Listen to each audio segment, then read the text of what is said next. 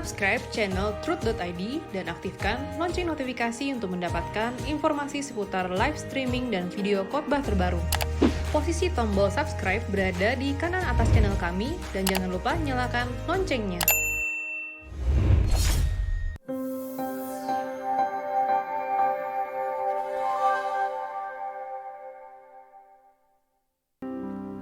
Di lembar hari hidupku, Kau ajarku lukis hatimu dengan ucapan dalam perbuatan, seperti surat yang terbuka, bagaikan merdu simfoni menyentuh setiap pribadi, membalut luka, teduhkan jiwa, hadirkan suasana surga. Jadikanku pelangi indah di langit hidup sesamaku. Jadikanku Lord hujan berkat di ladang hidup sesamaku. Jadikanku pelangi indah di langit hidup sesamaku. Jadikanku hujan berkat di ladang hidup sesamaku. Mari kita berdoa. Bapa, kami mau diajar oleh Engkau. Kami rindu benar-benar hidup hanya menyenangkan hati-Mu. Pimpinlah kami, Bapa, tuntunlah kami. Berbicaralah kepada kami, Bapa. Dalam nama Tuhan Yesus Kristus. Amin.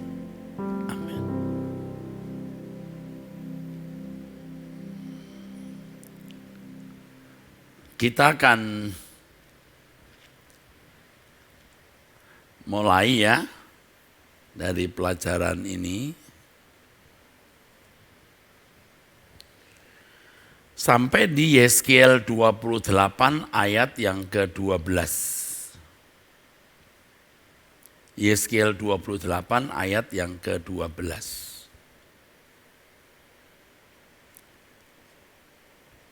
Tertulis demikian, saudara. Hai anak manusia, ucapkanlah suatu ratapan mengenai Raja Tirus dan katakanlah kepadanya, beginilah firman Tuhan Allah, gambar dari kesempurnaan engkau penuh hikmat dan maha indah. Nah, saudara, ini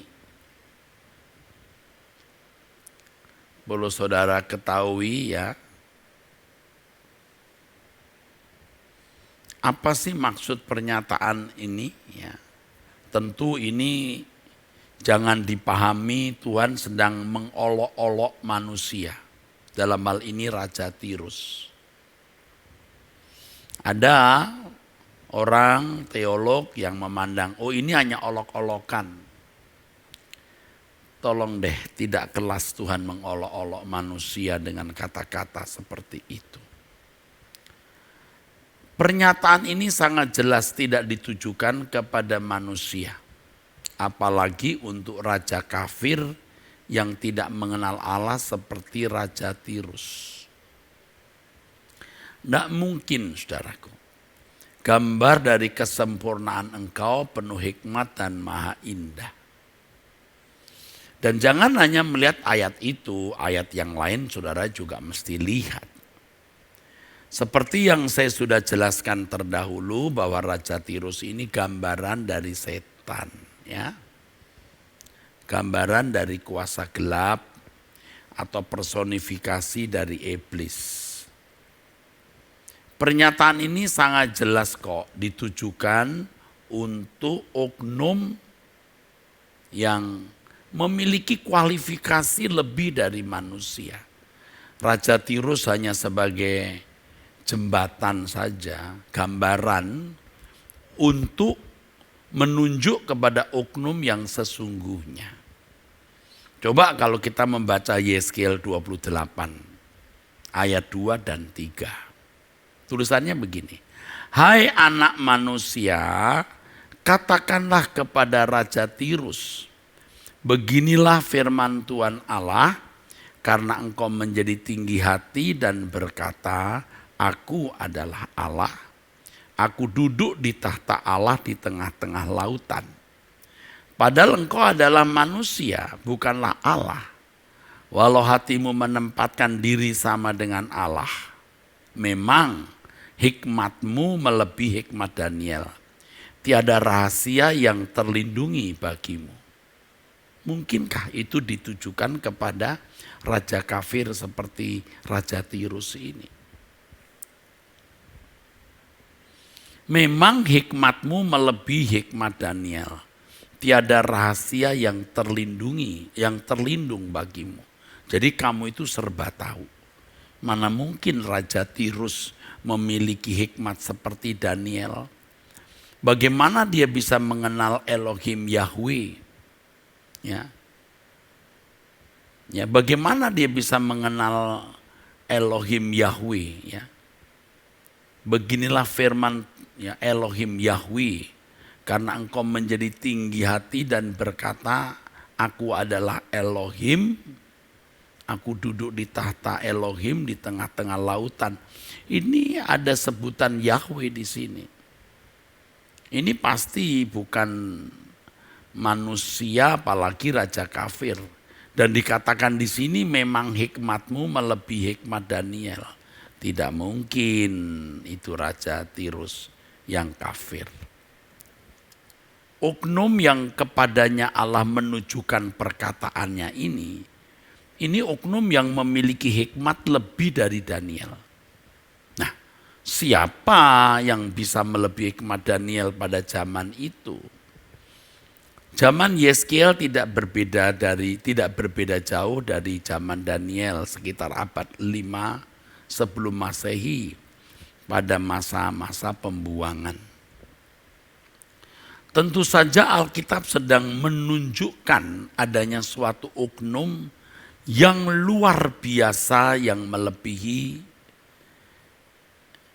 manusia pada umumnya, yang melebihi dari Raja Tirus sendiri secara harfiah, bahkan melebihi Daniel. Ya, ini pasti tidak oknum manusia, melebihi Daniel. Siapa yang berhikmat lebih dari Daniel pada zaman itu? Tidak ada. Pada zaman itu hanya Daniel seorang yang berhikmat dan penuh dengan roh Allah. Dalam kitab Daniel tercatat reputasi tokoh yang luar biasa ini. Gara-gara membaca ayat ini, lalu saya kembali melihat Daniel beberapa pasal secara cepat, dan saya mengagumi Daniel yang begitu berhikmat, saudara. Luar biasa. Yang begitu berhikmat. Ya. Kalimat memang hikmatmu melebihi hikmat Daniel. Tiada rahasia yang terlindung bagimu. Ini sudah menjadi clue atau petunjuk. Ini clue atau petunjuk bahwa oknum yang ditunjuk ini melebihi Daniel. Hal ini menunjukkan bahwa Raja Tirus hanya gambaran, sebab Raja Tirus secara harfiah tidak mungkin melebihi hikmat Daniel. Sebab Raja Tirus sendiri tidak mungkin ya melebihi hikmat, memiliki hikmat melebihi Daniel. Ini pasti oknum lain. Siapa kalau bukan setan atau iblis itu? Ya tentu sebelum jatuh ya, sebelum memberontak, ia memiliki hikmat lebih dari Daniel. Tetapi di situ ada kalimat begini, padahal engkau adalah manusia bukanlah Allah. Nah, sering kalimat ini menjadi dasar untuk menyanggah bahwa Raja Tirus itu gambaran atau menunjuk oknum setan. Saudara, seperti yang sudah saya kemukakan pada penjelasan sebelumnya dan paralel dengan Yesaya pasal 14 ayat 12 sampai 15 mengenai Raja Babil yang juga merupakan gambaran dari setan. Jadi seperti yang saya kemukakan pada penjelasan sebelumnya bahwa untuk menemukan rahasia mengenai asal-usul setan, kita hanya mengambil secara parsial ya, hanya mengambil bagian atau secara parsial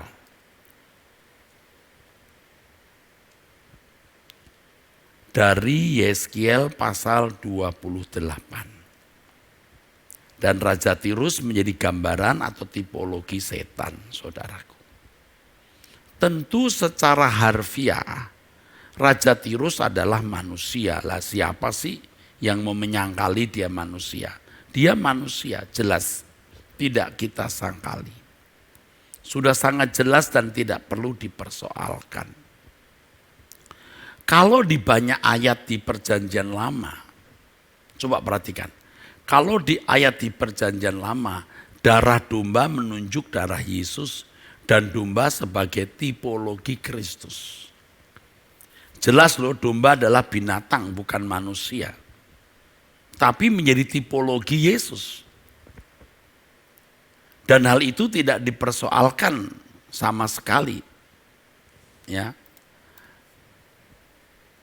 Demikian pula dalam Wahyu pasal 12 ayat 3 ada seekor naga merah padam yang menunjuk setan. Padahal setan bukan binatang naga, tetapi hal itu juga tidak dipersoalkan. Sebab naga hanya tipologi saja. Jadi naga itu adalah setan, domba itu adalah Yesus. Jadi manusia itu untuk setan atau iblis. Ya, jadi manusia di sini menunjuk saudara, setan atau iblis. Bukan berarti setan itu adalah manusia, bukan saudaraku. Tetapi setan adalah ciptaan saudara yang tidak memiliki setan adalah ciptaan yang tidak memiliki kesejajaran dengan Allah. Maka mestinya tidak patut ya setan meninggikan diri menyamai Allah.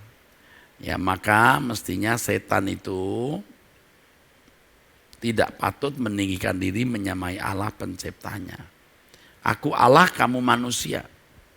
Bukan berarti setan itu manusia. Ini kan tadi sudah saya katakan sebagai gambaran saja, saudara. Hanya sebagai gambaran saja. Ya. Hanya sebagai gambaran. Jadi ya setan ya makhluk surgawi bukan manusia, tetapi menjadi tipologi. Ya. Seperti domba, binatang jadi tipologi Yesus. Naga ini binatang, tipologi setan.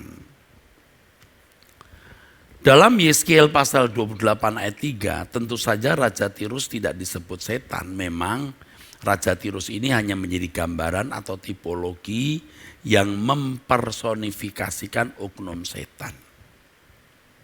Kalau dikatakan bahwa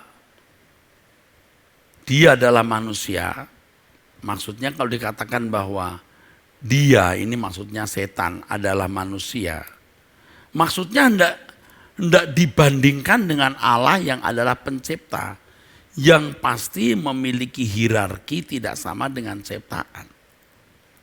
Kamu manusia dan aku Allah. Nah, kata manusia itu di dalam bahasa Ibraninya Adam, yang memiliki beberapa pengertian selain man, manusia laki-laki, juga menunjuk makhluk ciptaan. Ya. Adam itu makhluk ciptaan, saudaraku. Ya. Adam itu selain berarti man, human being, ya, tapi menunjuk sebagai ciptaan.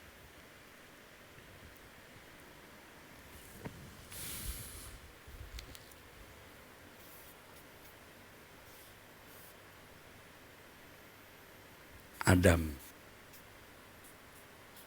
Nah, ini tulisannya. Ya. Tulisannya begini, Adam, saudara.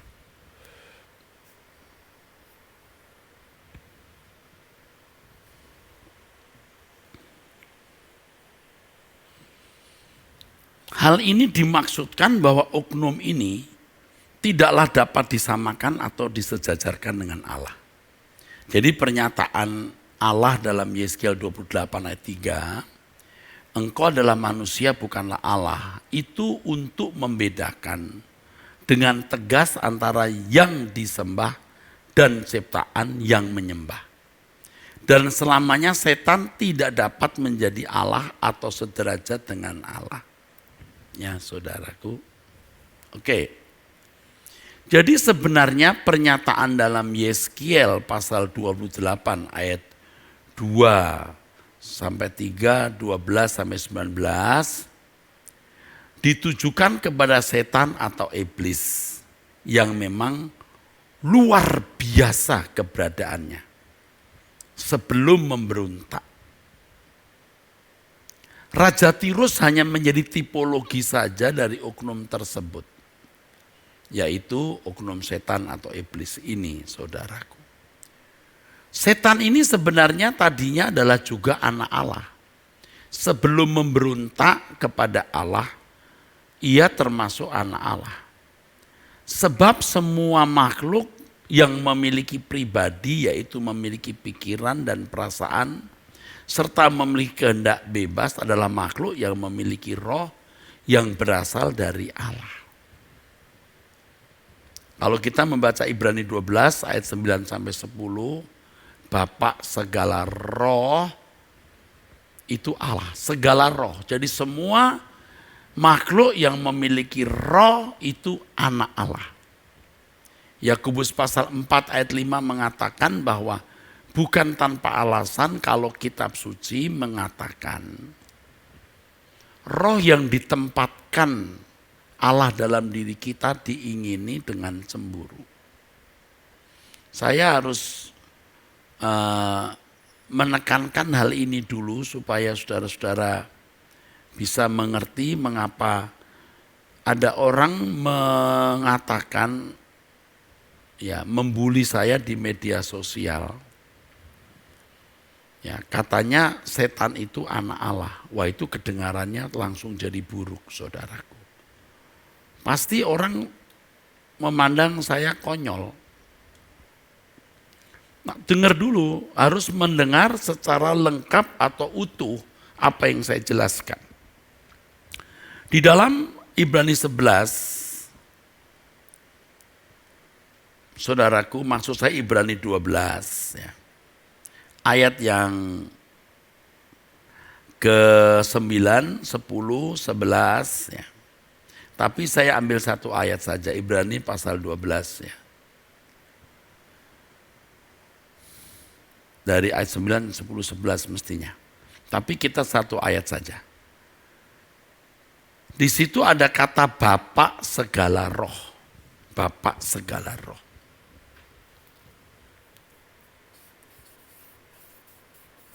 Bapa segala roh. Atau Bapa semua roh. Ya. Ini dikaitkan dengan Yakobus pasal 4 ayat 5. Allah menempatkan roh di dalam diri kita. Roh di dalam manusia. ini bukan roh Allah ya, tapi roh manusia. Tapi rohnya dari Allah.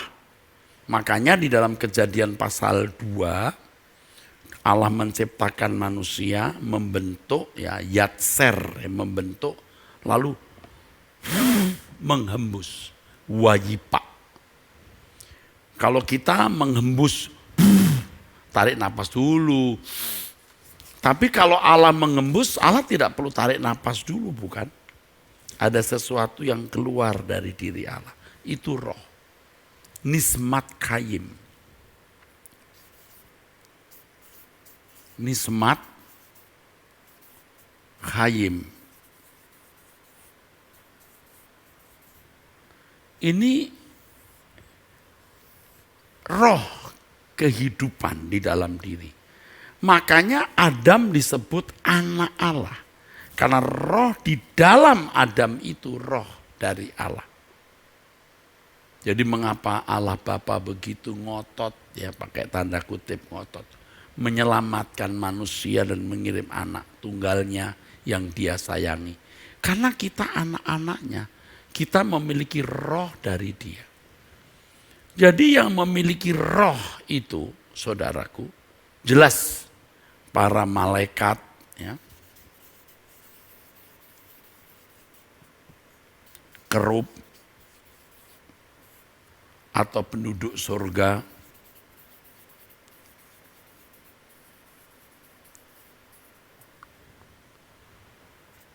ya, memiliki roh. Tuhan kita Yesus dikatakan kepada Maria dia akan mengandung oleh Roh Kudus. Lalu ya tentu Lucifer, maaf pinjam kata Lucifer atau setan saja. Lalu siapa? Manusia. Ini mantan anak Allah. Ya memang kata mantan bisa kadang-kadang tidak terikut di mulut kita. Setan itu sebenarnya anak Allah. Dulu sebelum jatuh. Karena roh yang dimiliki makhluk ini, yang dalam Yesaya disebut Hilel bin Sakar, itu roh dari Allah. Nah, kemudian orang mulai membuli saya dengan perkataan, Erastus mengatakan setan itu anak Allah. Ya dengar dulu keseluruhan. Sejak Hilel bin Sakar menjadi pemberontak, dia tidak disebut lagi Hilel bin Sakar, tapi setan. Sin Tet Nun yang piktogramnya saya sudah jelaskan. Setiap huruf itu memiliki makna. Dan kalau Sin Tet Nun, setan dari huruf Sin, huruf Tet, Nun, itu berarti ular yang makan kehidupan dan sekitarnya atau lingkungannya atau dunia. Itu bisa begitu.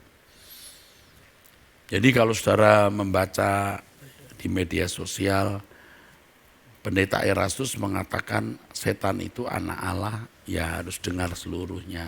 Ya. Dan banyak lagi itu saudara, bullying itu. Tapi kita tidak usah menanggapi, nanti tambah panjang, menyakitkan, lebih baik kita diam. Ya, diam. Ya. Saudara juga harus belajar seperti saya, diam. Tapi nama kita rusak dong Pak. Tuhan yang memiliki kita, kalau memang kita harus rusak ya biar saja Tuhan mengendaki kita rusak. Tapi kalau Tuhan memiliki rencana yang indah dalam hidup kita untuk maksud-maksudnya, ya pastilah nggak akan rusak. Nggak mungkin lah merusak. Ya. Setan ini sebenarnya tadinya juga adalah anak Allah ya sebelum memberontak. Jadi setan itu memang anak Allah dulu jadi mantan.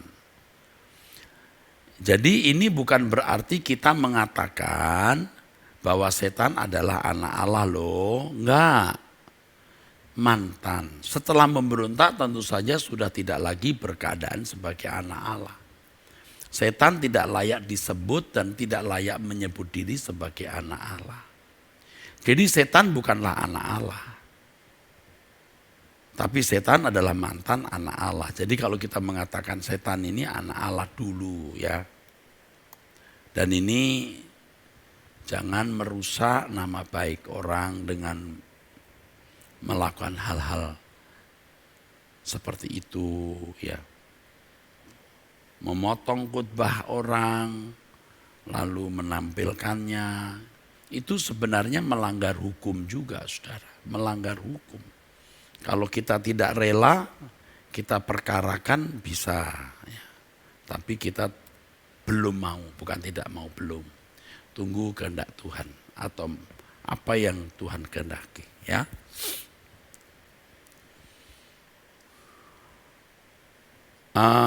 Mungkin kalimat ini ya, setan adalah anak Allah ini merisaukan ya.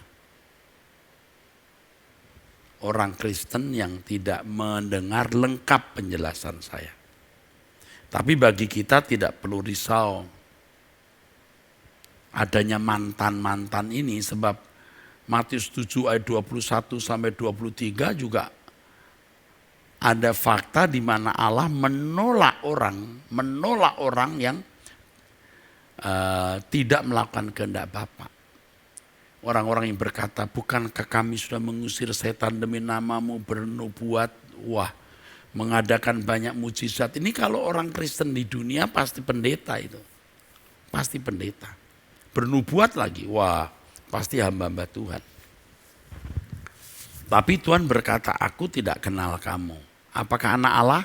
Iya, tapi mantan.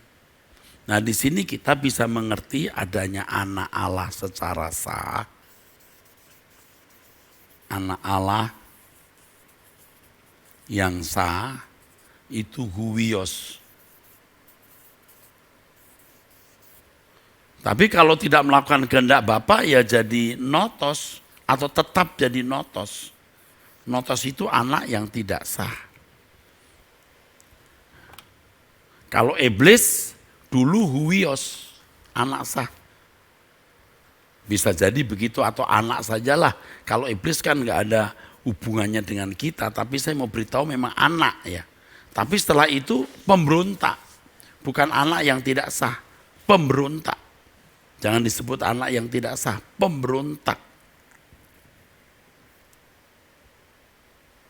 Oke? Haleluya, puji Tuhan. Nah, saya bicara mau pelan-pelan supaya Anda menangkap.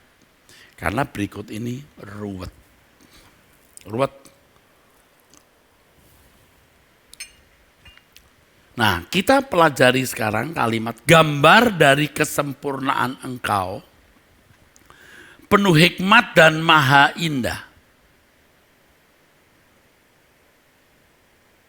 Nah, ini kita lihat.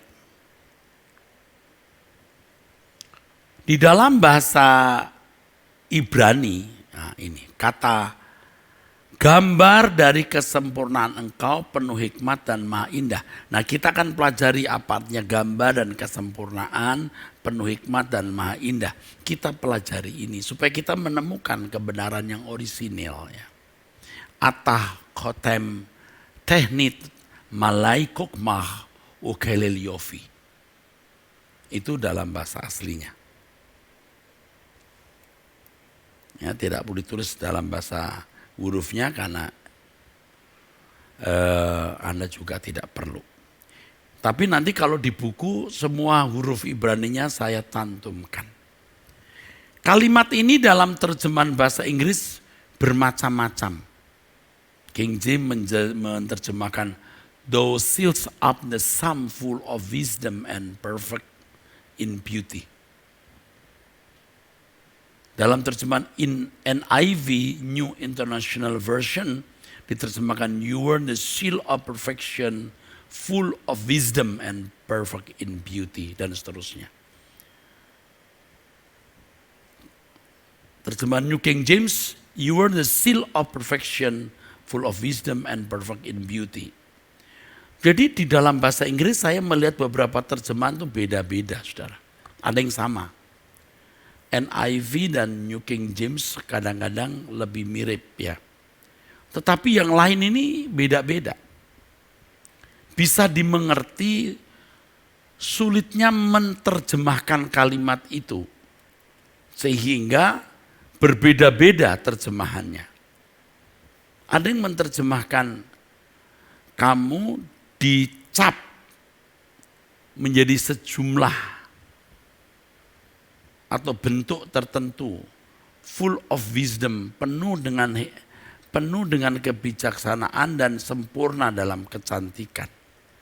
Tapi yang lain dikatakan kamu adalah, di dalam terjemahan lain, kamu adalah meterai kesempurnaan. Ya kan ada beda-beda ya saudara. Nanti kalau sudah jadi buku, saudara bisa melihat perbandingan ayat-ayat ini. Sebagian saya tulis. Secara khusus kita mempelajari kalimat gambar dan kesempurnaan engkau. Gambar dan kesempurnaan engkau.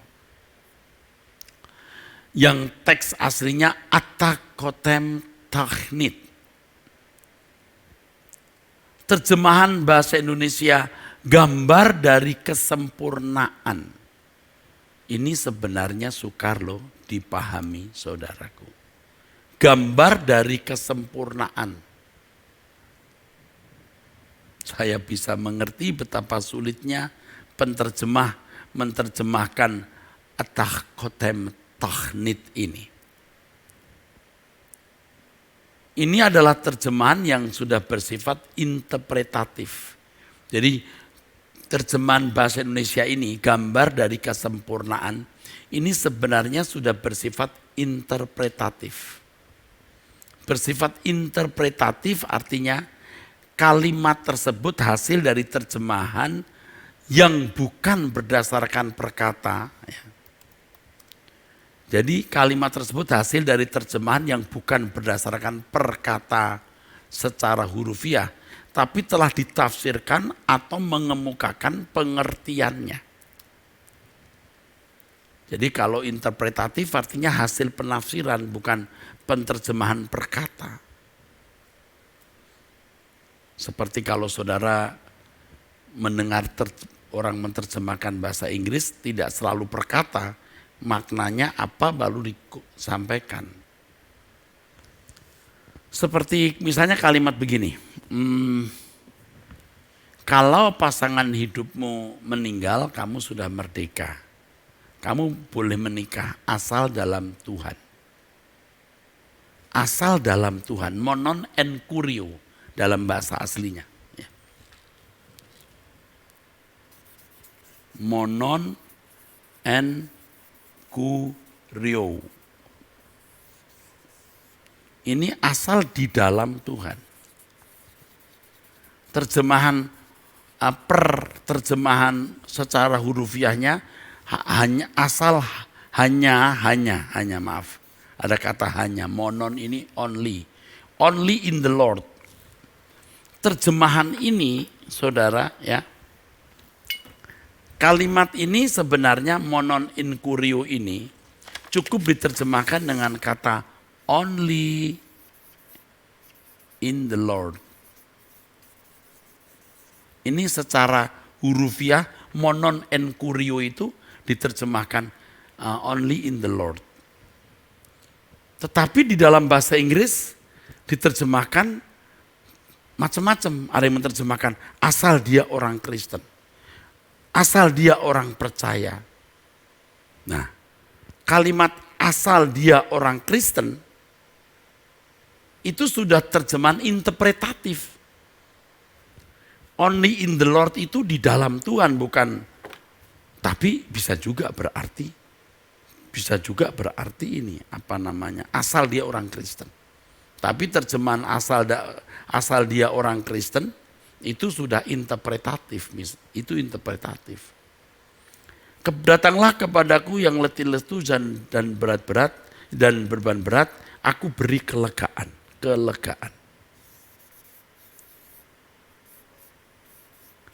Secara hurufiah, ini anapauso bahasa aslinya ya, anapauso. Ini kalau mestinya arti kata itu perhentian. Berhenti. Tapi diterjemahkan kelegaan. Bisa. Ini sudah bentuk menafsir. Interpretatif. Lalu kata anapauso yang kedua diterjemahkan apa? Jiwamu mendapat ketenangan. Jiwamu tenang. Padahal terjemahannya itu anapauso. Ini kalau begini, datanglah kepadaku yang letih lesu dan berat, aku beri kamu anapauso. Belajarlah padaku pikul kuk yang kupasang, maka kamu memperoleh anapauso. Itu teks aslinya begitu. Lalu diterjemahkan dalam bahasa Indonesia, datanglah padaku yang letih lesu dan berat, aku beri kamu kelegaan. Padahal kata anapauso artinya perhentian sebenarnya, tapi bisa. Pikul kuk yang kupasang, belajar padaku, maka jiwamu beroleh ketenangan. Jiwamu beroleh ketenangan. Ini sudah interpretatif. Udah ditafsirkan, padahal teks aslinya anapauso. Paham? Bagus. Belajar ya, kalau Ekumene Bible Course memang belajar. Dan saya berusaha untuk pelan-pelan. Sudah pelan-pelan begini, kalau sampai nggak tahu ya, saya nggak tahu sepelan apa lagi ya. Harus konsentrasi, oke? Terjemahan yang interpretatif bisa membatasi pengertian yang bisa lebih luas. Jadi membatasi mestinya artinya bisa luas, diterjemahkan hanya begitu saja. Kadang-kadang malah membelenggu atau memenjara ayat Alkitab tertentu sehingga bisa kehilangan makna aslinya. Anapauso artinya perhentian. Diterjemahkan kelegaan, bisa nggak? Bisa. Tapi nanti orang punya persepsi ikut Tuhan itu lega karena nggak punya masalah. Padahal artinya berhenti supaya kamu tidak punya keinginan macam-macam. Kamu belajar dari Tuhan, baru kamu bisa mengerti apa itu perhentian. Tapi kan banyak orang salah menafsirkan. Bawalah yang sakit, punya masalah, stres, punya masalah ekonomi, Tuhan akan memberi kelegaan, lega. Masalah ekonominya beres, lega, sakitnya sembuh, lega dapat jodoh. Wis ngawur kabeh.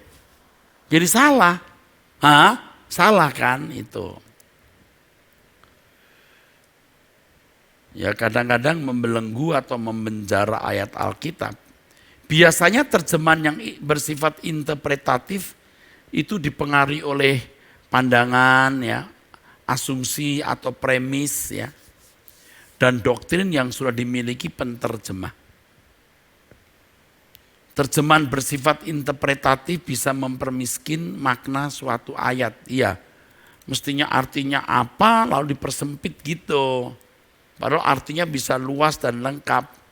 Oleh sebab itu, kalau seorang penggali kebenaran seperti saya ini harusnya mengerti bahasa asli Alkitab sehingga memiliki wawasan yang luas terhadap teks-teks Alkitab.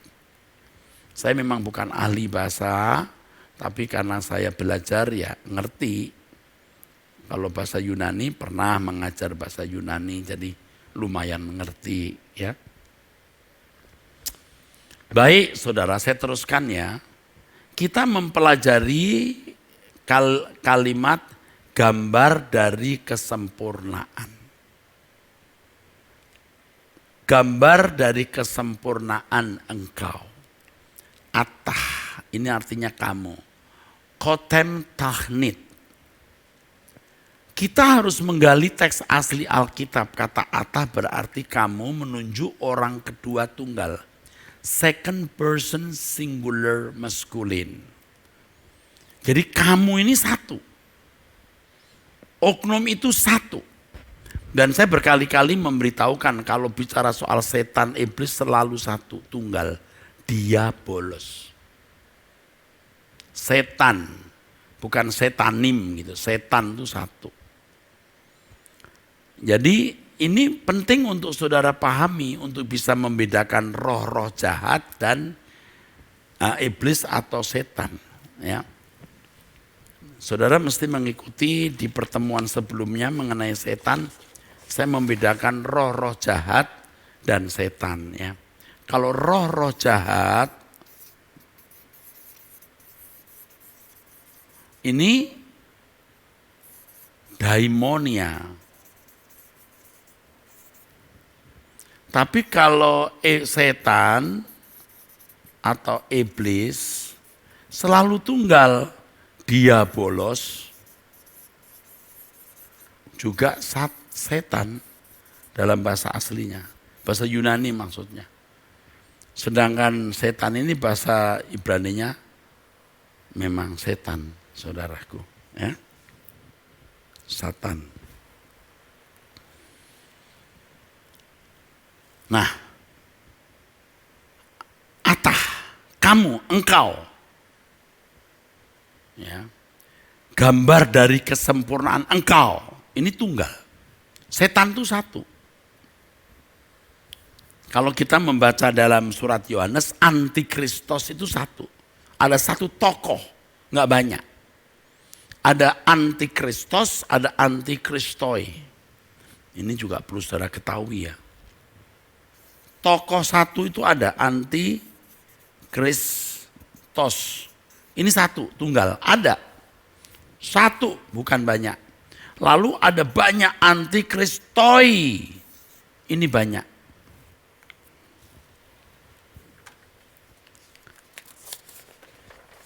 Memang pada waktu surat itu ditulis belum datang.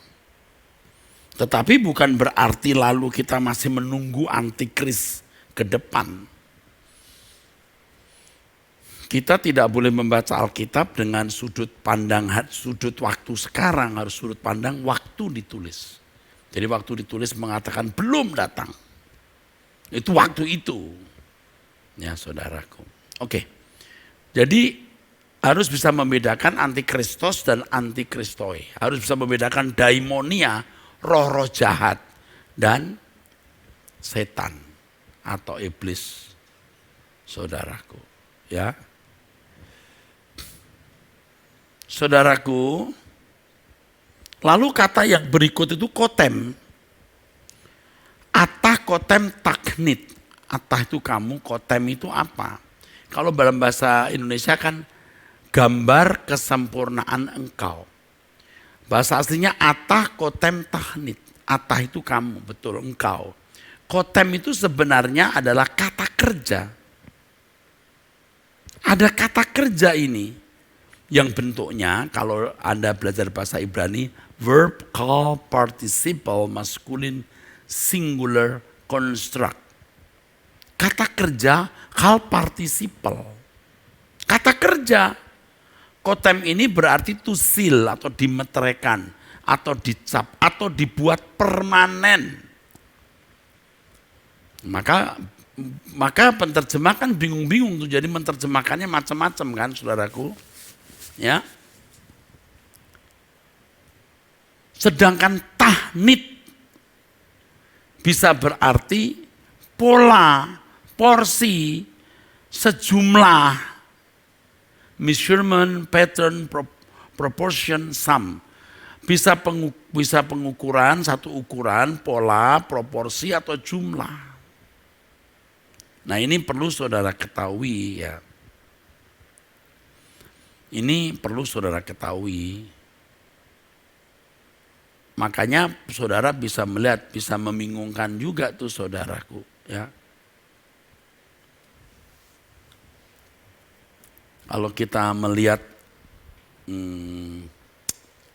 bahasa Indonesia kan mengatakan apa tadi? Gambar dari kesempurnaan engkau. Gambar dari kesempurnaan. Kesempurnaan engkau. Ya, engkau. Udah.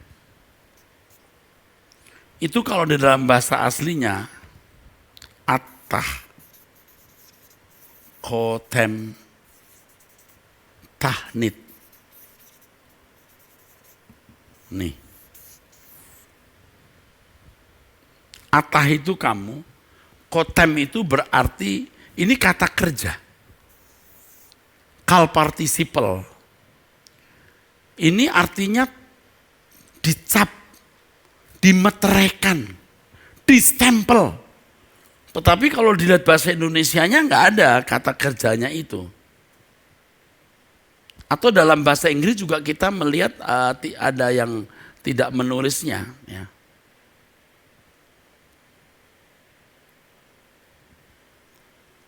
Kotem ini berarti to seal, sedangkan tahnit itu artinya ukuran, pengukuran,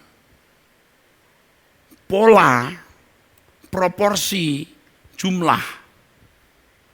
Nah, kata tahnit ini bisa mengisyaratkan suatu keadaan yang sudah selesai dibuat atau diciptakan pada sejumlah, satu porsi, satu ukuran. Maka kata ini bisa berarti sempurna. Nah itu dia. Bahasa kita menggunakan kata sempurna karena sudah selesai. Sempurna dalam pengertian sudah selesai. Ini bukan berarti sempurna tidak bisa rusak atau tidak bisa bersalah. Tapi sudah selesai, sempurna sudah selesai dibuat. Ya. Gambar dari kesempurnaan engkau. Atah, kotem, tahnit. Nah ini kita pelan-pelan ya. Pelan-pelan yuk. Gambar dari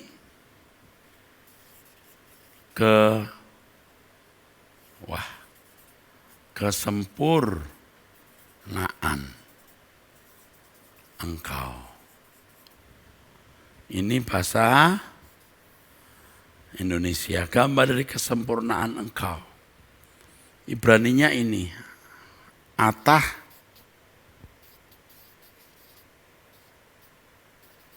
kotem,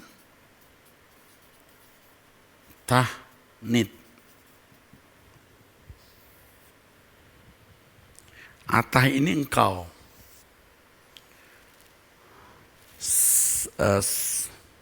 Second person singular masculine.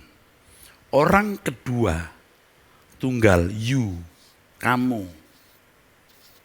You, kamu, tunggal. Tadi sudah saya jelaskan ya, iblis itu tunggal. Kotem ini to shield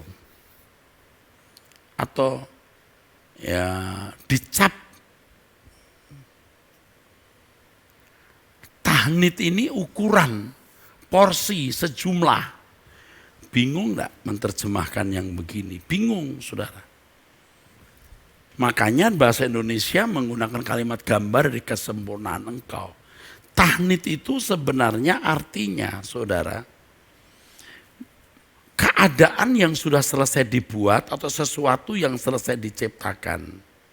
Berarti sempurna dalam pengertian sudah selesai dibuat atau diciptakan. Tapi bukan berarti kalau sudah begini lalu tidak bisa rusak atau salah. Nah ternyata iblis itu sudah selesai diciptakan. Tapi memiliki kehendak bebas. Nah untuk ini nanti kita bahas ya mengenai kehendak bebas. Kalimat gambar dari kesempurnaan engkau lebih tepat diterjemahkan engkau disegel dalam keadaan tertentu. Makanya dalam bahasa Inggris versi King James, thou seals up the sum. Kamu telah dimeterai dalam sejumlah tertentu, udah dalam keadaan tertentu. Thou seals up the sum. Dalam terjemahan King James diterjemahkan begitu, saudaraku. Kotem sebagian the sum, sejumlah atau suatu keadaan tertentu. Tapi di terjemahan New International Version diterjemahkan beda. Kamu adalah meterai kesempurnaan. Jadi kotem diterjemahkan meterai. Tidak tepat mestinya karena ini kan kata kerja, to seal, tapi diterjemahkan meterai. New King James menerjemahkan engkau adalah meterai kesempurnaan. Tapi kalau English Standard Version ESV menerjemahkan kamu adalah cap kesempurnaan. Kotem diterjemahkan cap. Saya terus terang juga tidak tahu. Saya kan melihat bahasa aslinya ini ya tidak bisa dibantah, ini verb, kata kerja. Ya, biasanya mesti diterjemahkan. Tapi participle bisa memang dibuat tidak menjadi kata kerja, saudara. Saya juga mengerti.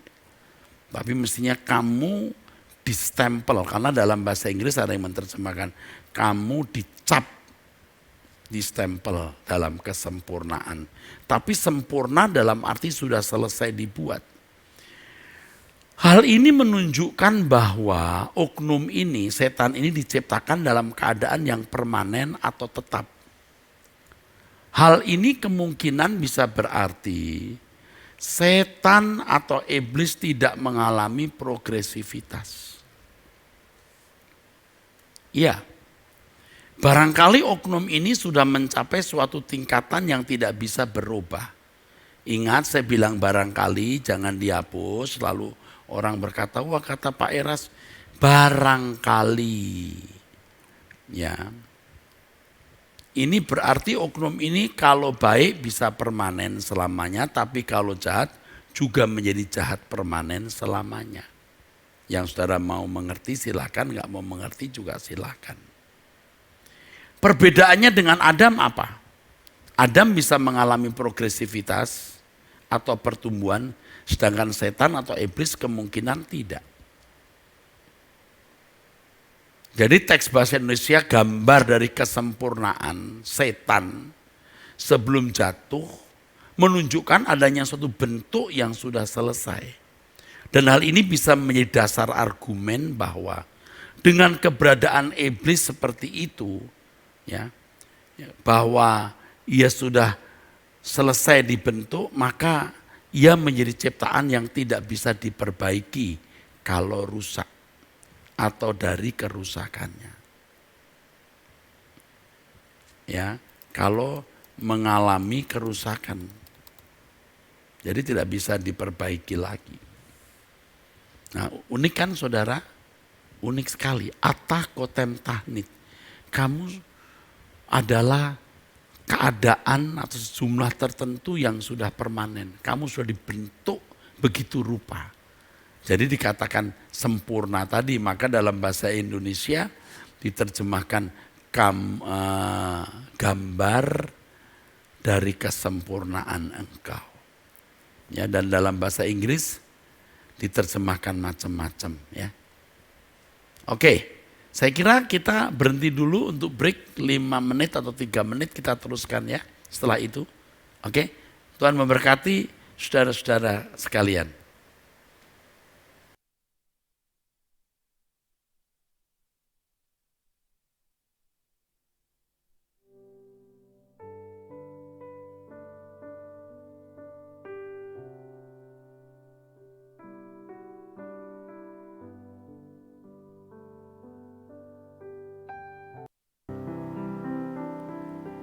Saudara, ini adalah edisi, maksud saya pertemuan yang ke-13 ya.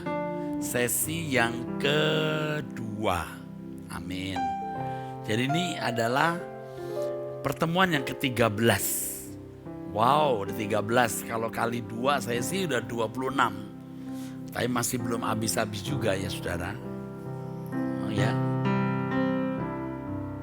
Adalah kisah sebuah perjalanan ke negeri yang indah yang dijanjikan,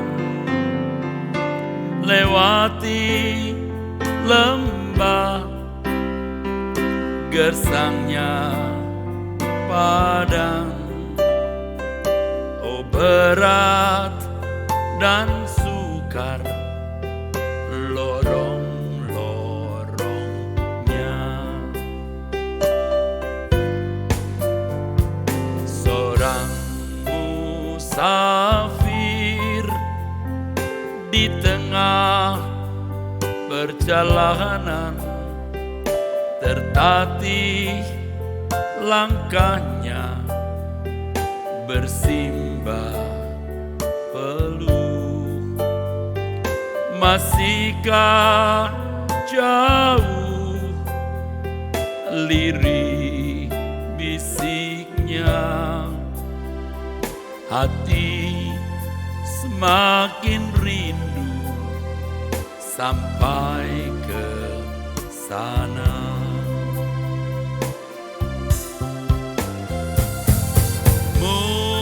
Musafir itu kau dan aku, terpanggil dalam kemuliaannya.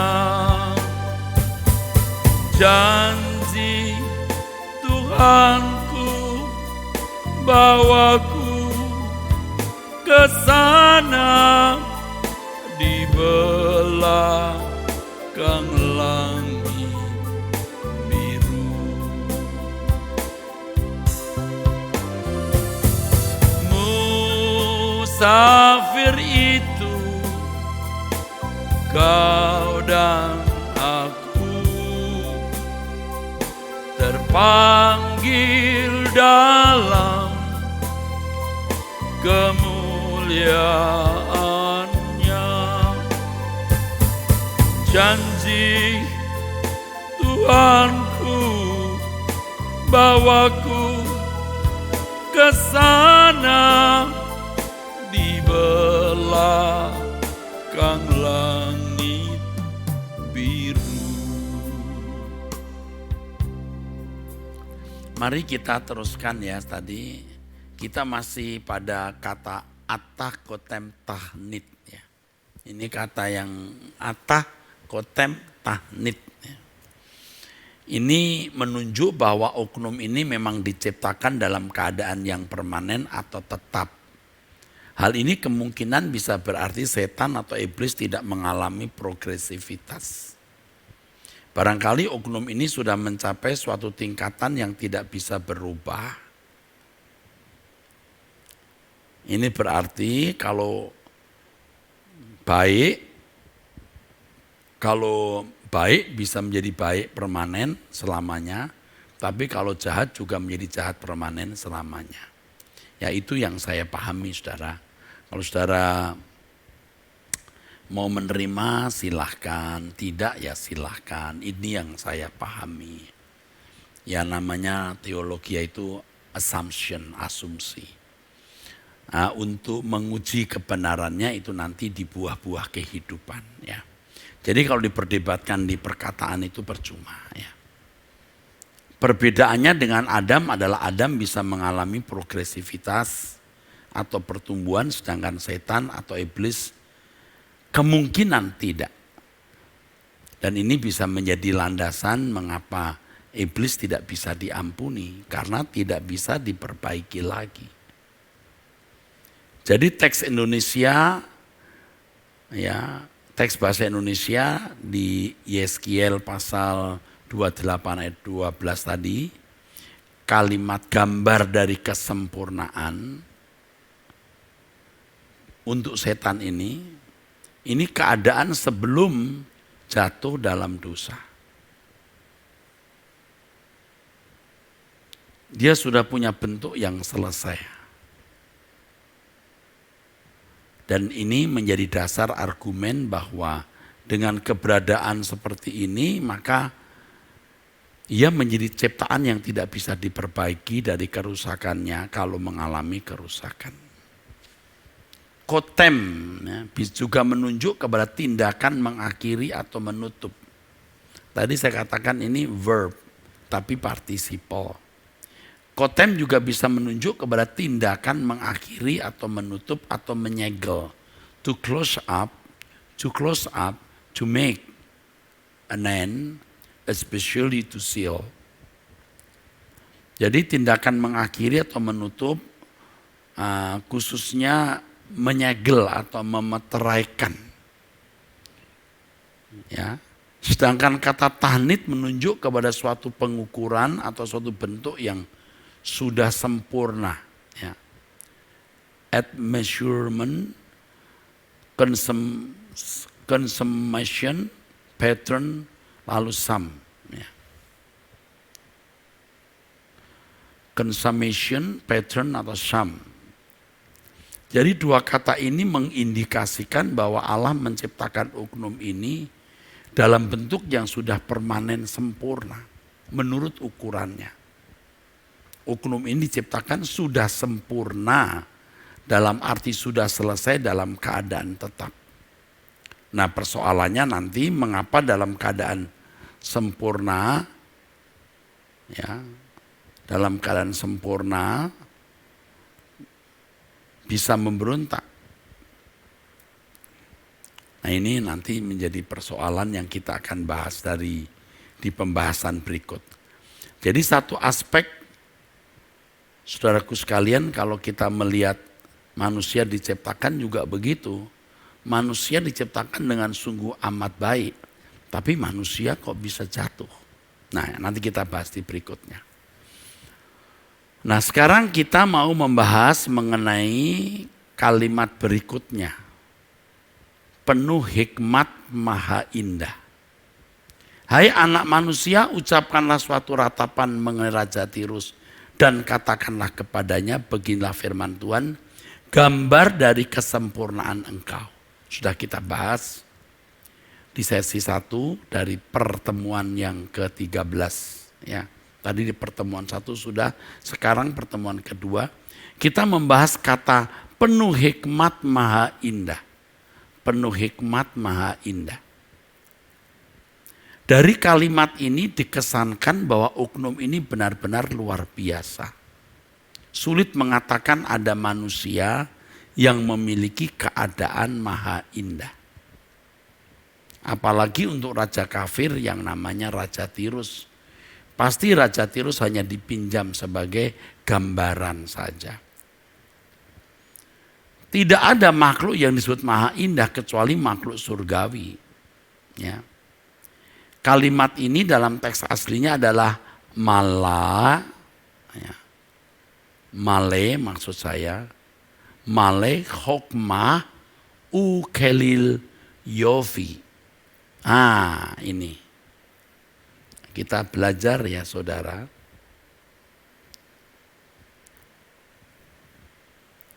Ini kita belajar. Male hokmah ukelil yofi.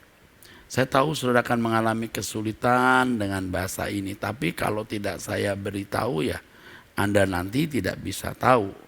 Male artinya full, penuh, dalam arti value atau nilai. Anda bisa lihat di kamus ya, bukan karena saya pintar, saya lihat kamus. Kata male ini berarti dalam jumlah besar atau banyak atau berlimpah, multitude atau abundance. Ya, male ini saudara. Male itu artinya full, penuh, ya, atau berarti ya berlimpah. Male di sini penuh atau bernilai, penuh dalam arti value atau nilai, ya, male, ya. Male. Maaf. Ya.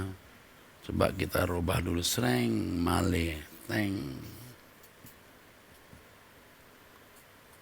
Begini. Ini. Male. Male. Saudara, lalu kata kedua, ya. Male hokmah ukelil yofi. Penuh hikmat itu dari kata male penuh, hikmat itu hokmah. Ini hikmat. Hokmah.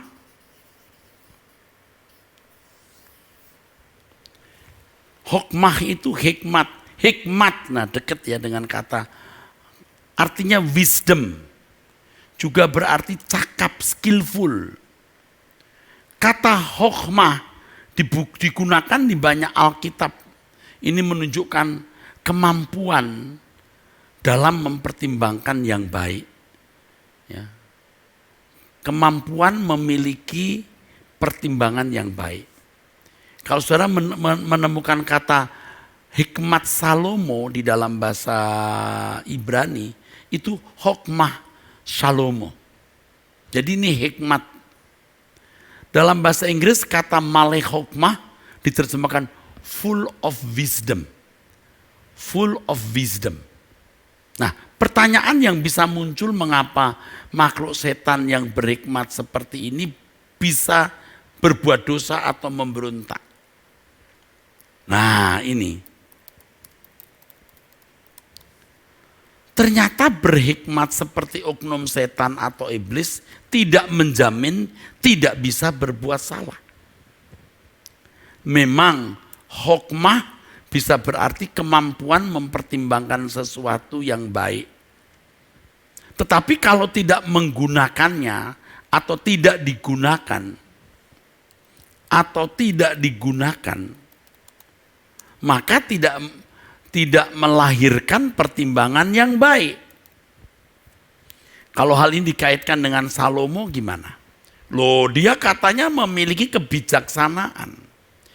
Ternyata Salomo yang bijaksana bisa atau masih dapat melakukan kesalahan. Salomo memiliki 700 istri dan 300 gundik. Salomo yang membuka pintu penyembahan berhala atau dewa-dewa asing masuk Yehuda. Karena istri-istri dan gundik-gundik Salomo dari berbagai bangsa kafir membawa berhala dan dewa-dewa mereka. Nah, jika dipersoalkan mengapa sudah sempurna dalam hikmat tapi setan atau iblis bisa jatuh.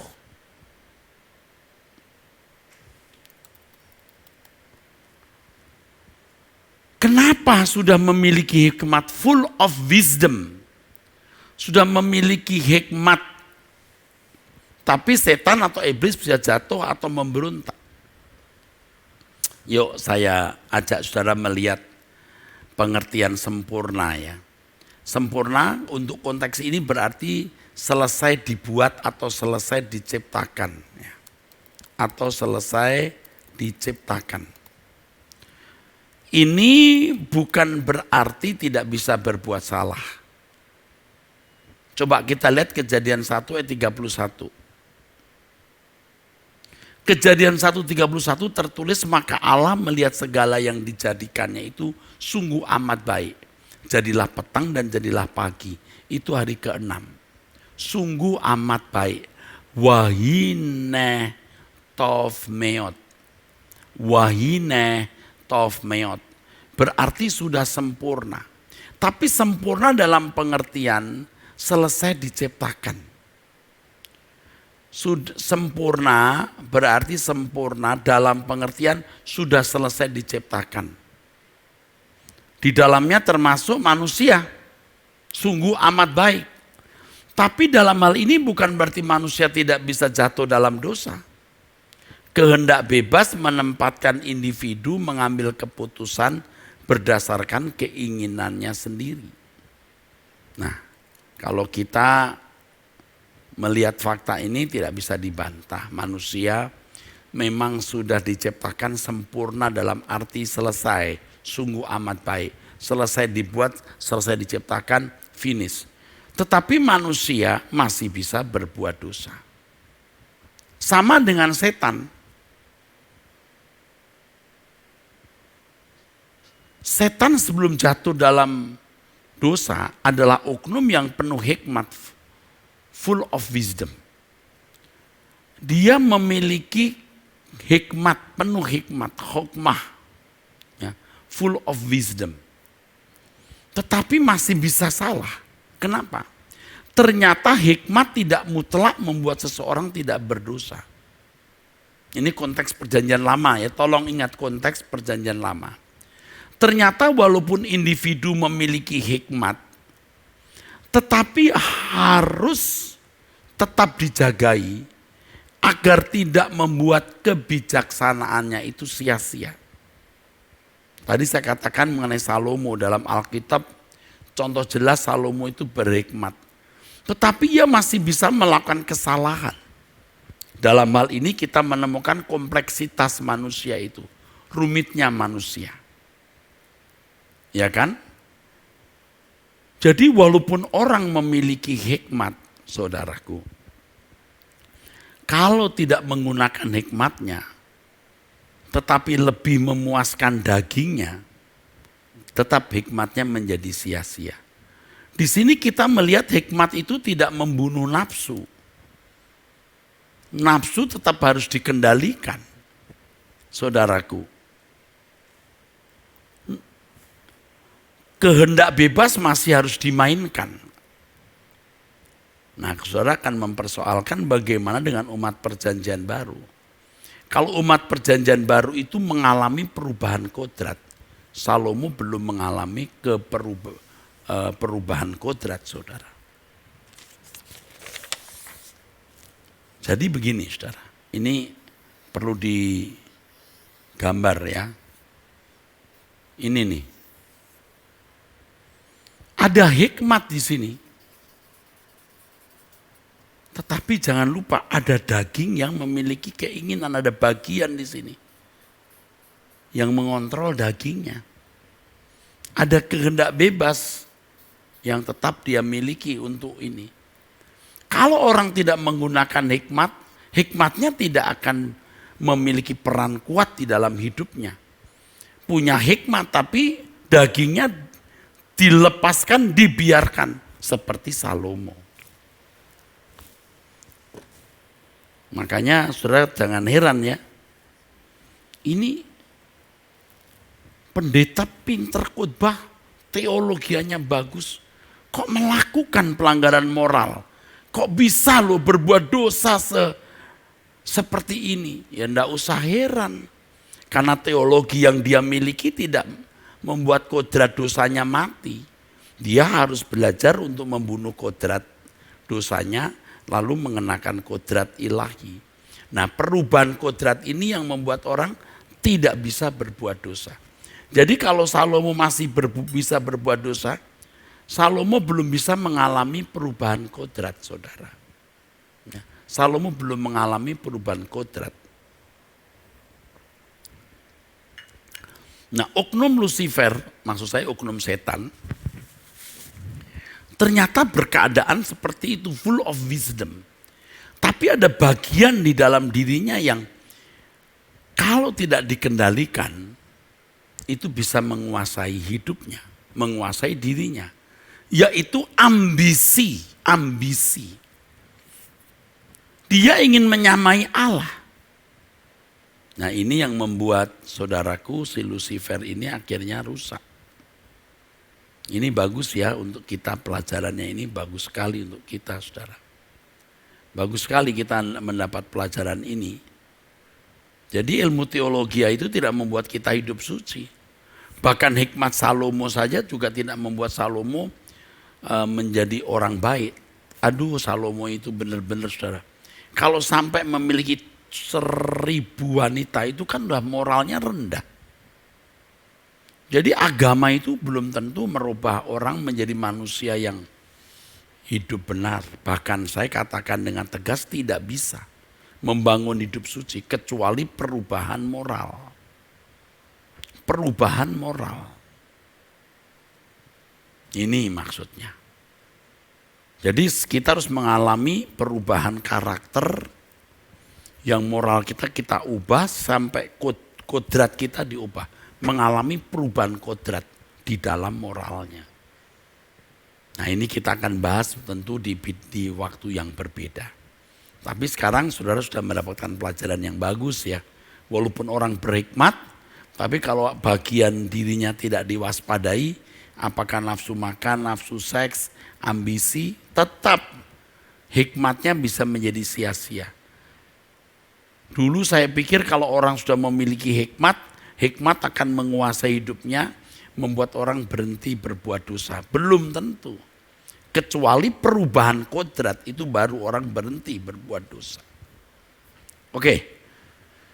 Lalu kita mempelajari kata ukeil yufi.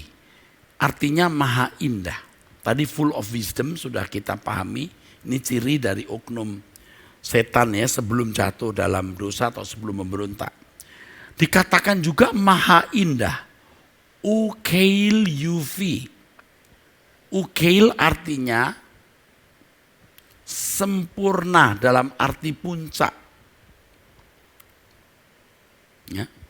Ukeil artinya sempurna dalam arti puncak atau kedudukan tinggi. Ya. Dalam Septuaginta, saudara, dalam Septuaginta itu Alkitab Perjanjian Lama yang diterjemahkan dalam bahasa Yunani. Dalam Septuaginta, kata ukeil ini diterjemahkan mahkota atau Stefanos. Ya. Diterjemahkan Stefanos. Stefanos. Stefanos.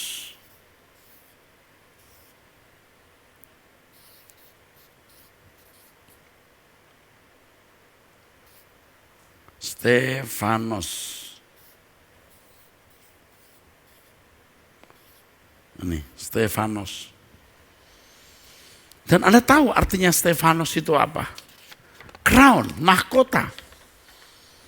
Ukeil itu mahkota. Puncak. Ukeil. Ukeil yufi. Apa itu yufi? Maaf, yufi. Apa itu yufi? Ukeil yufi artinya sempurna dalam arti puncak. Ukeil berarti itu, saudaraku, ya. Ukeil juga punya arti api, flame.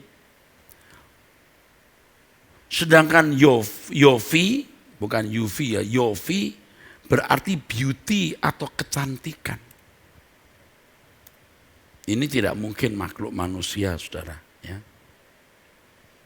Tidak mungkinlah makhluk manusia ini, tidak mungkin, saudara.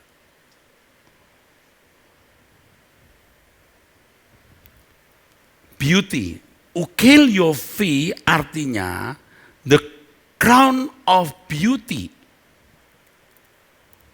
Setan itu ternyata dulu itu ukeil yofi. The crown of beauty, mahkota keindahan atau mahkota kecantikan. Kata ini juga ada yang menerjemahkan perfect in beauty, perfect in beauty. Ya. Kalau tadi kita mempelajari, saudaraku sekalian, kalimat yang gambar dari kesempurnaan engkau, artinya dia sudah berkeadaan tertentu, sudah selesai. Kalau mau jahat ya jahat sempurna, mau baik-baik sempurna, tapi ternyata oknum ini jahat. Panjang lebar saya sudah memberitahu, lalu penuh hikmat, full of wisdom. Saya juga sudah menjelaskan, sudah berhikmat kok masih bisa jatuh dalam dosa. Ya ternyata hikmat itu tidak menjamin orang tidak berbuat salah. Lalu bagaimana orang bisa tidak berbuat salah? Berubah kodratnya. Bukan hanya punya hikmat, tapi kodrat yang diubah. Ini pelajaran yang mahal, saudaraku. Ya. Lalu kita belajar mengenai ukeil yofi. Ya. Ukeil yofi artinya the crown of beauty, juga bisa berarti perfect in beauty. Ya. Ukeil beauty. Ini kata yang bagus sekali, saudara. Ya. Yofi ini beauty. Saya tulis supaya siapa tahu nanti ada yang mau kasih nama Yopi. Yopi itu cantik artinya. Ya. Yopi. Tetapi kata ukeil juga bisa berarti flame, nyala api. whole burnt offering, korban yang terbakar seluruhnya. Jadi ini ada dua pengertian ya, bisa berarti mahkota, juga berarti flame atau api yang menyala. Sebenarnya apa yang dikatakan ini, saudaraku, yang dikatakan oleh Alkitab ini, ya, ukeil yofi, ini menunjuk tempat tinggi yang terhormat yang dimiliki oknum tersebut. Menunjuk tempat atau kedudukan. Ini menunjuk tempat atau kedudukan. Tinggi yang dimiliki oknum ini. Tapi karena pemberontakannya ya membuat dia diturunkan dari kedudukan yang tinggi itu. Jadi ini jelas kata maha indah ini selain menunjukkan kemolekannya, keindahannya, ya, beauty-nya, the crown of beauty, tapi juga menunjukkan, saudara, bahwa ia punya kedudukan tinggi. Dengan kedudukan tinggi ini, Mikael, pemimpin para malaikat, tidak berani menghakimi dia. Mikael, pemimpin para malaikat pun tidak berani menghakiminya. Dulu kita kalau, dulu pengertian kita, setan itu penghulu malaikat. Tetapi kalau kita belajar nanti mendalam, bukan. Malaikat itu roh-roh yang melayani. Sedangkan oknum ini diciptakan dengan tatahan emas, dan lain sebagainya. Nanti saudara akan mendapatkan pengajaran atau pembuktian dia itu fisik. Lucifer itu fisik. Ya, jangan dibantah dulu, ikuti dulu ya. Ini perkata dalam bahasa Ibrani saya kupas dan kita menemukan kebenaran itu. Seperti yang ditulis dalam Yudas pasal 1 ayat 9. Tetapi penghulu malaikat Mikael ketika dalam suatu perselisihan bertengkar dengan iblis mengenai mayat Musa, tidak berani menghakimi iblis dengan kata-kata hujatan, tapi berkata kiranya Tuhan menghardik engkau. Saudara harus bisa membedakan antara roh-roh jahat dan setan. Kalau roh-roh jahat, daimonia, ya, bisa gemetar dan takut kepada Yesus. Tetapi oknum ini, setan ini yang diterjemahkan diabolos, tidak takut terhadap Yesus. Oknum ini malah berani berkata kepada Yesus, segala kuasa itu serta kemuliaannya akan kuberikan kepadamu, sebab semuanya itu telah diserahkan kepadaku, dan aku memberikannya kepada siapa saja yang kukendaki. Jadi jikalau engkau menyembah aku, seluruhnya itu akan menjadi milikmu. Kurang ajar enggak? Dia membujuk Yesus menyembah dirinya. Dan banyak lagi yang dikemukakan Alkitab mengenai oknum yang memiliki kedudukan tinggi di surga ini. Jadi ini setan ini sebelum memberontak berkedudukan tinggi, saudara. Ya, full of wisdom. Bayangkan, the crown of beauty. Ini pasti tidak menunjuk Raja Tirus itu, saudara. Ini pasti menunjuk oknum yang memiliki keberadaan yang luar biasa. Nah, setan memiliki kemampuan untuk menyesatkan malaikat-malaikat. Coba. Bisa menyesatkan malaikat-malaikat. Nanti kita akan bahas khusus mengenai apakah setan itu dulu malaikat, nanti khusus. Jangan bantah dulu. Saya tahu saya ini sudah banyak diserang orang karena masalah ini. Saya ingatkan satu hal saja, satu kata. Si Hilal bin Sakar atau oknum ini tidak pernah menjadi malaikat. Artinya tidak pernah menjadi utusan. Mungkin bisa dikatakan angelic being, berkeadaan seperti malaikat, tapi bukan malaikat. Karena malaikat itu utusan. Malaikat selalu utusan. Kemungkinan dia paling dekat itu kerub. paling dekat ke roh. Tapi yang benar, dia adalah ciptaan khusus. Itu yang benar. Maka dikatakan dia dekat kerup, tapi bukan kerup itu sendiri.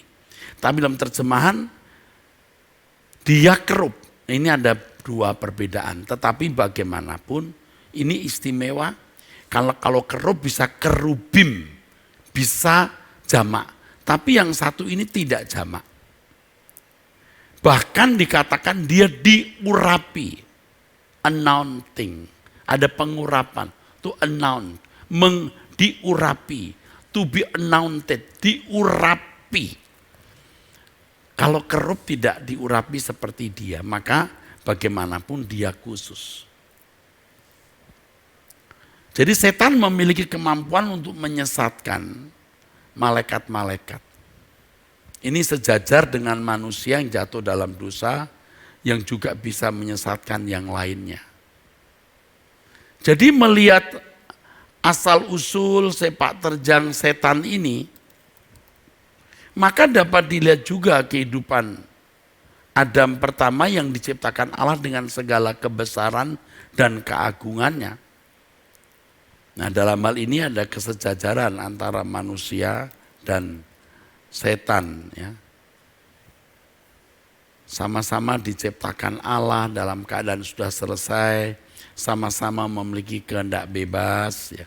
Walaupun tidak sama persis, ya saudara.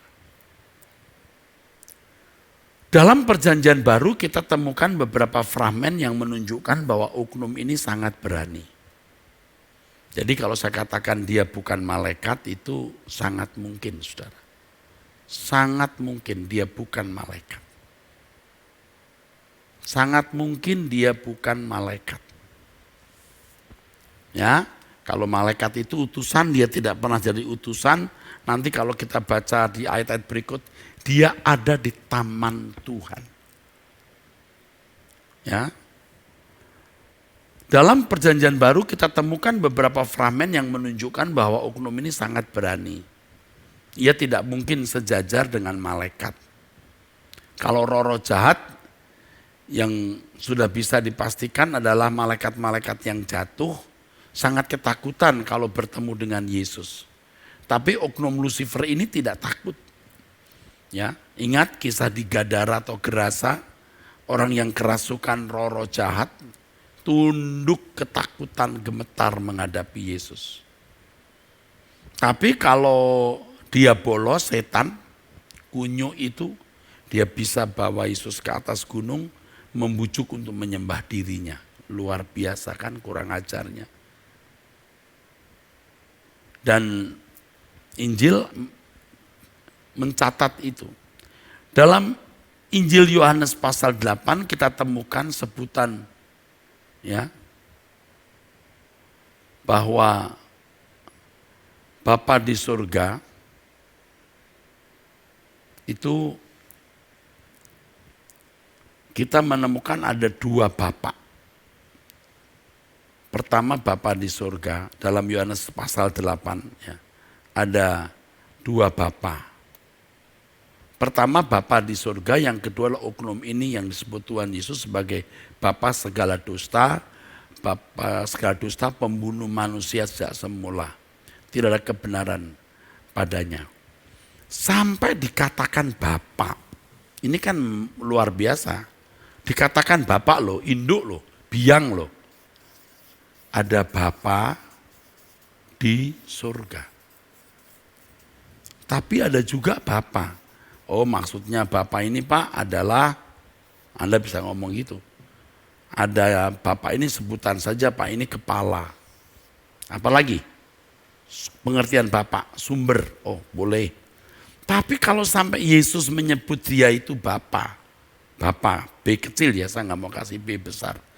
Ini Bapa di surga, ini Bapa gelandangan yang tidak punya kerajaan, yang mau merebut kerajaan Bapa di surga. Ini pasti oknum yang tidak boleh dianggap ringan. Dari pernyataan Yesus ini menyiratkan betapa hebat oknum ini. Ia bukan sekedar malaikat yang jatuh, tetapi mantan anak Allah atau anak Allah yang memberontak taat kepada bapaknya. Wah, kalau kita renungkan ini seperti sebuah kisah film itu ya, luar biasa, saudara. Seperti kisah yang luar biasa itu, saudara.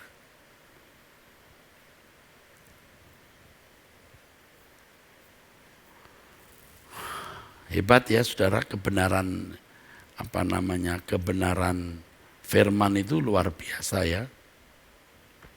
Yesus kalau sampai menyebut dia Bapa itu, wah, enggak main-main. Saya ulangi, kalau malaikat-malaikat yang jatuh bertemu Yesus gemetar.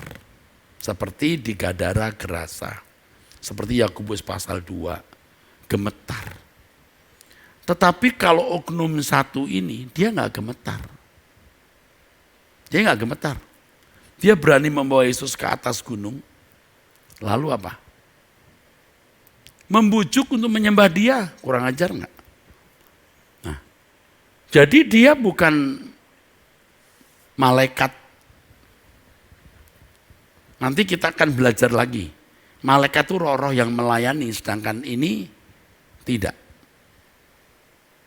Sebab dia diciptakan dengan tatahannya terbuat dari emas dan disediakan pada hari penciptaannya. Loh, kalau bicara soal emas, nanti bicara soal yang lain, itu menunjukkan fisik. Nah, kita teruskan ya. Yeskiel 28 ayat 13. Engkau di taman Eden, yaitu taman Allah penuh segala batu permata yang berharga, yaspis merah, krisolit dan yaspis hijau, permata pirus, krisopras dan nefrit, lazurit, batu darah dan malakit. Saudara, ini kan bicara namanya batu itu tidak alam roh, fisik. Makanya di dalam penjelasan saya di sini, saya juga meminta Anda untuk mengerti kebenaran ini. Jangan punya asumsi bahwa surga itu seperti kayangan. Itu keliru. Surga itu sebuah tempat di mana ada kehidupan. Yang mana Henok, Elia, Musa bisa pergi ke sana. Fisik juga, saudara. Bukan alam roh. Ya. Nah, saudara harus memahami ini dengan benar dan jangan ragu-ragu, saudaraku. Memang kebenaran itu demikian. Itu di Yeskiel, saudara. Ya, Yeskiel pasal 28 ayat yang ke-13. 28 ayat yang ke-13.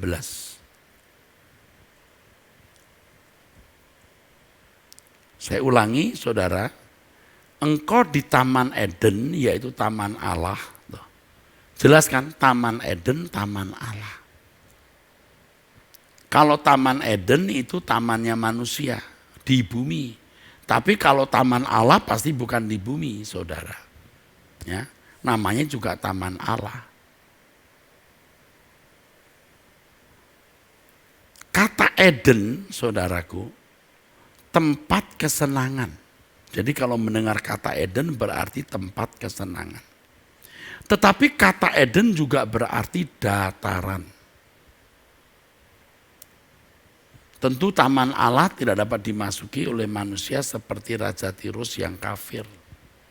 Namanya taman Allah. Jadi sangat jelas bahwa yang dimaksud Raja Tirus di sini oknum surgawi yang memberontak. Oknum surgawi yang memberontak.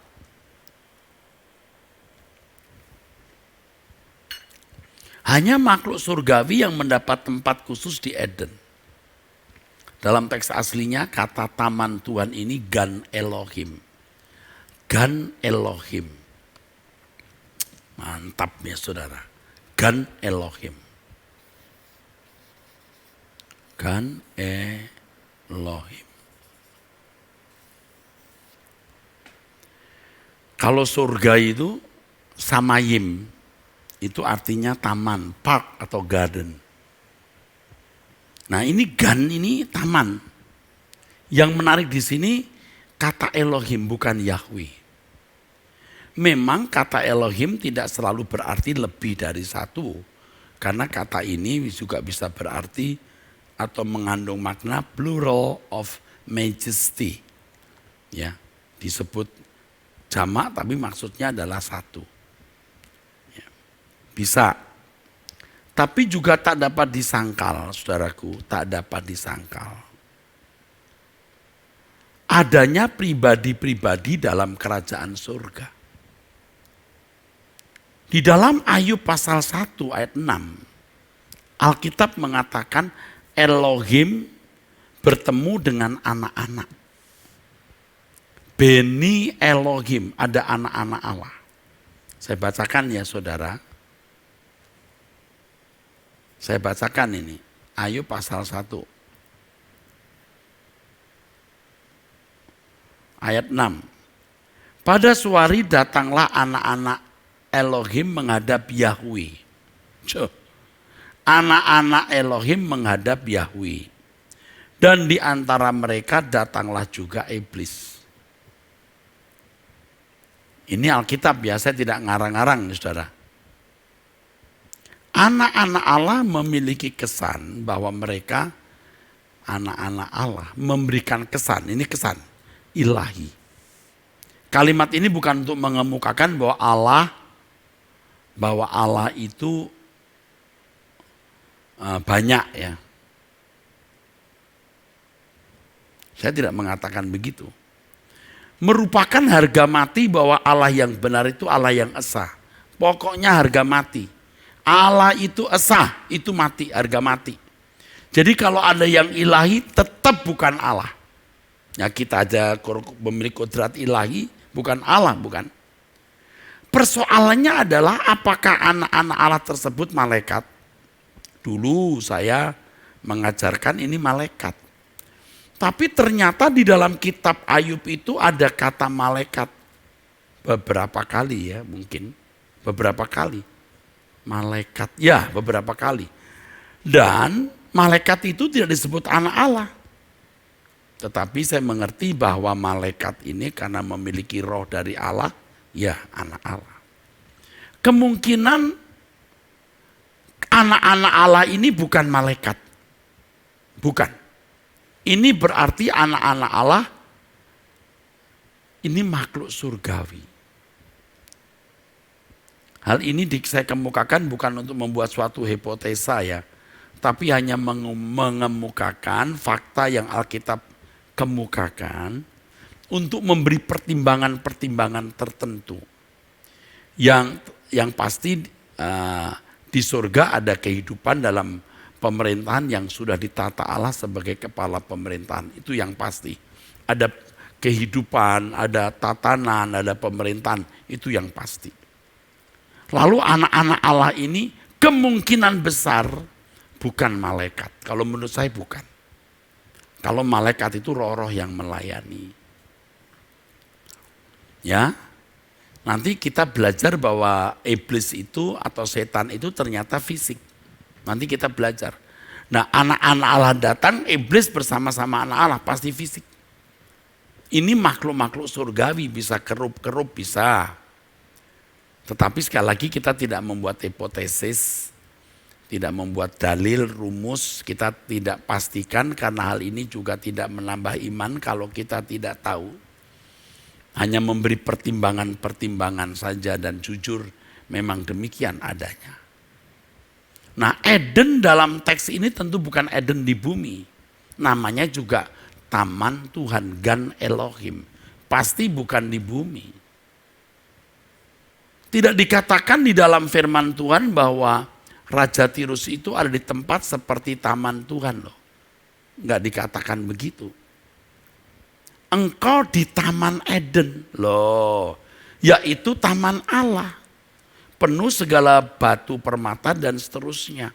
Tidak dikatakan kamu seperti ada. Enggak, ada di Taman Eden. Ini tentu bukan Eden tempat Adam dan Hawa manusia pertama pernah tinggal. Karena itu sudah tertutup. Dijaga oleh kerub. Malaikat penjaga. Itu di Kejadian 3:24. Kalau berbicara mengenai Eden, nah ini penting. Dan ini saudara harus perhatikan. Kalau berbicara mengenai Eden, asumsi kita mestinya, saudaraku, bukan sekedar suatu lokasi seperti taman yang dapat dijumpai sekarang. Nah, asumsi kita kan selama ini kalau Taman Eden, ini ada tempat begini. Lalu ketika Adam jatuh dalam dosa dibuang keluar, ini pintu ya. Lalu pintunya ditutup, ada 2 kerup di sini menjaga supaya nggak bisa masuk. Jadi bayangan kita itu satu lokasi yang terbatas, banyak pohon-pohon. Ini asumsi kita itu lokasi terbatas yang namanya sebuah taman seperti taman-taman yang sekarang. Itu namanya kita mengkontemporer isi Alkitab. Yang disebut taman, ini pasti dunia ini. Dunia seluruhnya ini taman. Ya memang Adam dan Hawa ada di tempat yang ada sungai Efrat, Tigris, Pison, Gihon. Mungkin di sekitar Irak. Di sekitar tempat itu, saudara, Irak. Makanya dulu pernah ada ekspedisi dari Cina atau Tiongkok pergi ke daerah itu untuk mencari yang namanya akar-akaran pohon untuk panjang umur. Ya itu pernah ada berita begitu, entah benar atau tidak. Tapi itu bisa dimengerti karena ekspedisi dari Tiongkok ini kan, ya dari Tiongkok kan banyak herbal-herbal, saudara. Nah kalau berbicara mengenai Eden, mestinya asumsi kita bukan suatu lokasi seperti taman yang dapat dijumpai sekarang. Taman Eden sebenarnya menunjuk bumi ini, yang pada waktu itu sebelum manusia jatuh dalam dosa, penuh kemuliaan. Semua hidup dan berproses pada tempatnya dengan sempurna, saudara. Ketika manusia belum jatuh dalam dosa. Tetapi setelah manusia jatuh dalam dosa, maka hadirat Allah tidak lagi memenuhi bumi ini. Bumi ini tidak lagi menjadi Eden. Nah Eden yang dimaksud Yeskiel pasal 28 ayat 13 adalah Eden, tempat di mana hadirnya Allah memenuhi dan penuh kemuliaan. Pasti bukan di bumi, di satu tempat yang kita kenal sebagai surga. Jadi Yeskiel 28 ayat 3, Eden di situ itu surga. Tempat di mana Allah hadir dan tidak ada pemberontakan. Sebelum kunyuk ini, setan ini memberontak. Di situ ada batu permata, yaspis merah, krisolit, yaspis hijau, permata pirus, krisopras, dan nefrit. Ini batu-batu permata menunjukkan keindahan tempat tersebut. Menunjukkan keindahan tempat tersebut. Saudara. Juga menunjukkan bahwa oknum ini bisa bersifat fisik sebab batu permata adalah benda materi. Nanti belum lagi kalau ada satu kata yang bisa menerjemahkan oknum itu adalah penyembah alat musik. Nanti di penjelasan yang akan datang saya jelaskan. Ada terjemahan bahwa dia ini seperti tamborin, seperti pipa yang bisa bersuara dan itu bisa digambarkan sebagai alat musik. Nah, masih banyak saudaraku penjelasan yang akan saya bagikan. Saudara harus sabar, saudara juga harus tekun karena tidak mudah mempelajari hal-hal seperti ini. Tetapi apa yang saya sampaikan ini saya kira cukup. Ya, kita akan ketemu pada pertemuan yang ke-14 nanti. Ya, kalau tidak salah hari Kamis ya. Hari Kamis ya. Kita bertemu jam 6 lagi ya. Oke, ayo. Tuhan hantarlah langkahku sebelum usai hariku, untuk memahami rencanamu di dalam taman hidupku. Tuhan, selikan batinku untuk mengerti hatimu, agar ku tunaikan semua yang Bapa ingini. Tuhan,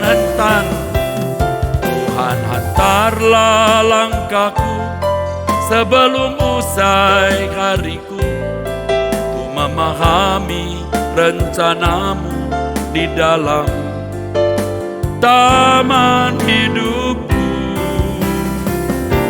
Tuhan, selikan batinku untuk mengerti hatimu, agar ku tunaikan semua yang Bapa ingini.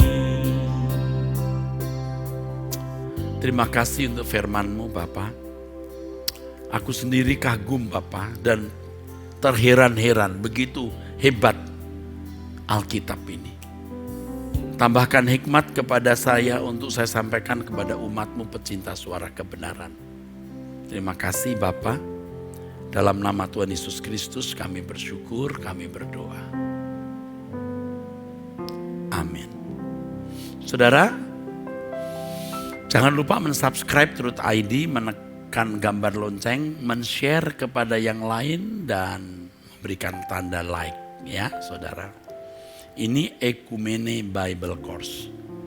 Dan saya juga memberi kesempatan saudara untuk mendukung Sekolah Tinggi Teologi Ekumene menjadi sekolah unggulan yang mempersiapkan hamba-hamba Tuhan yang benar-benar menghadirkan kebenaran dalam pemberitaan firman Tuhan dan perilaku sesuai dengan Yesus atau sama seperti Yesus. Nantikan kami di perjumpaan yang akan datang, dan jangan lupa besok hari Selasa Suara Kebenaran jam 6:30. Akhir kata, saya mau mengatakan saya mengasihi saudara. Sampai jumpa.